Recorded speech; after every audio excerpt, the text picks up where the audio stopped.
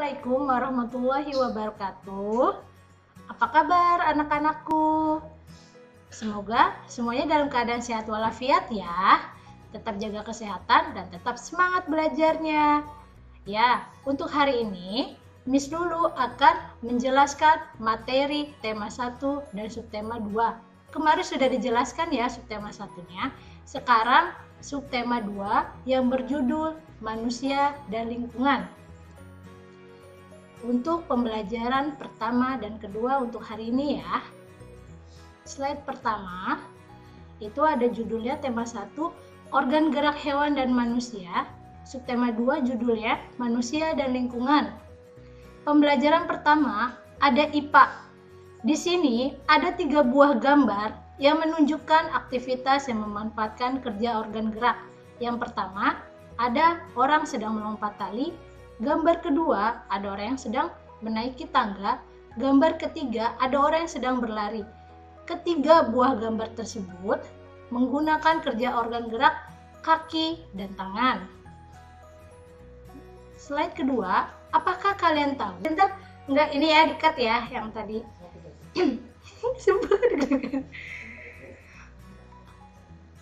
Apakah kalian tahu apa itu pengertian dari ide pokok, kalimat utama, dan kalimat penjelas? Oke, akan kita bahas ya. Pengertian ide pokok. Ide pokok adalah ide atau gagasan yang menjadi pokok pengembangan paragraf. Ide pokok terdapat dalam kalimat utama. Nama lain ide pokok adalah gagasan utama atau disebut juga dengan gagasan pokok. Dalam satu paragraf hanya ada satu ide pokok. Kedua, pengertian kalimat utama. Kalimat utama adalah kalimat yang di dalamnya terdapat ide pokok paragraf. Kalimat utama ini dijelaskan oleh kalimat-kalimat lain dalam paragraf tersebut yang disebut dengan kalimat penjelas. Nama lain untuk kalimat utama adalah kalimat topik. Yang ketiga, pengertian dari kalimat penjelas, yaitu kalimat yang menjelaskan kalimat utama. Di sini ada contoh dari kalimat utama ya. 2 hari yang lalu, kami berolahraga sepak bola di lapangan sekolah. Kebetulan, guru kami sedang tidak mengawasi. Nah, di sini perinciannya, kalimat utamanya itu 2 hari yang lalu. Kami berolahraga sepak bola di lapangan sekolah. Ide pokoknya berolahraga sepak bola. Pembelajaran kedua yaitu bahasa Indonesia. Di sini ada manfaat dari bersepeda. Manfaat pertama, manfaat untuk kesehatan, yaitu contohnya dapat menghindarkan diri dari kelainan tulang skoliosis, lordosis, kifosis, dan mencegah sakit punggung. Yang kedua, ada manfaatnya bagi kesehatan mental. Contohnya, dapat mengurangi kesehatan mental, menyegarkan pikiran, dan membuat bahagia. Dan yang ketiga, ada manfaat sebagai sarana transportasi, yaitu contohnya dapat mengurangi kemacetan jalan raya serta mengurangi polusi udara. Yang keempat, ada manfaat ekonomi. Contohnya itu, jika dibandingkan dengan mobil, bersepeda itu lebih murah karena bersepeda itu bentuk transportasi yang terjangkau. Di sini ada pelajaran IPA. Ada gambar rangka anggota gerak bagian atas. Di sini yang pertama ada tulang lengan atas, itu fungsinya untuk tempat menempel otot utama yang menggerakkan bahu dan siku. Di sini yang kedua juga ada tulang hasta, biasa disebut juga dengan ulna. Fungsinya untuk memungkinkan pergelangan tangan untuk memutar.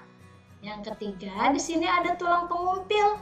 Fungsinya sebagai tempat menempelnya otot lengan yang akan menggerakkan tangan, terutama tangan bagian bawah. Di sini Yang kedua, ada gambar rangka anggota gerak bagian bawah. Yang pertama itu ada tulang selangka.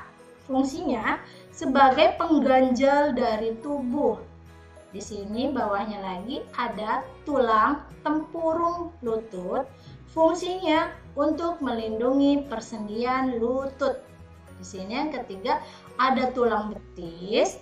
Tulang betis itu fungsinya untuk menyangga badan agar kuat dan seimbang, dan juga sebagai tempat melekatnya otot kaki. Lalu di sini ada tulang kering.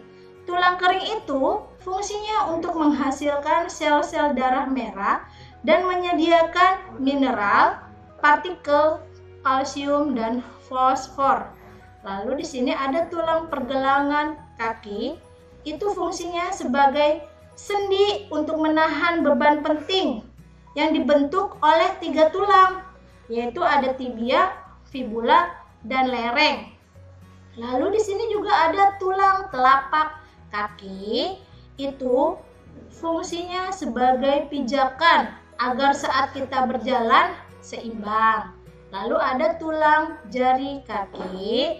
Fungsinya untuk keseimbangan. Jadi ketika kalian sedang berlari atau berusaha berhenti untuk berlari, dan juga sebagai tumpuan. Lalu di sini ada fungsi tulang pada tubuh manusia. Ada 7. Yang pertama, sebagai penegak dan penahan tubuh.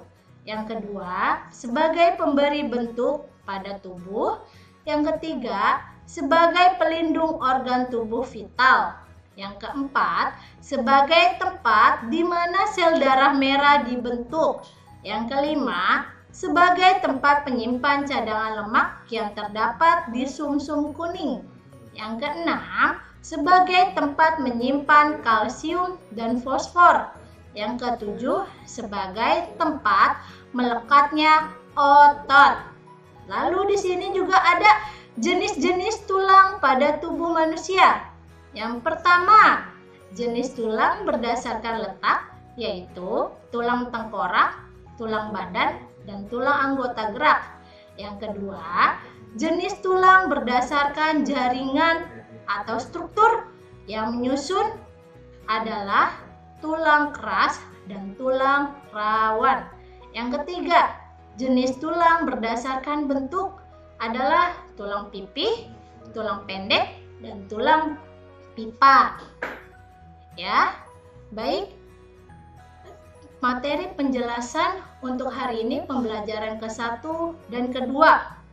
Semoga kalian dapat menyimak dan mengerti apa yang Miss berikan penjelasan materi tadi. Mudah-mudahan dipahami oleh kalian. Cukup sekian dan terima kasih untuk penjelasan materi pembelajaran untuk hari ini. Jangan lupa tetap jaga kesehatan dan tetap semangat belajarnya. Dan tidak lupa, di sini Miss akan memberikan tugas di buku paket halaman 59 dan 64. Jika ada materi yang belum kalian pahami, kalian bisa langsung menanyakan kepada wali kelas kalian masing-masing. Ya, wassalamualaikum warahmatullahi wabarakatuh.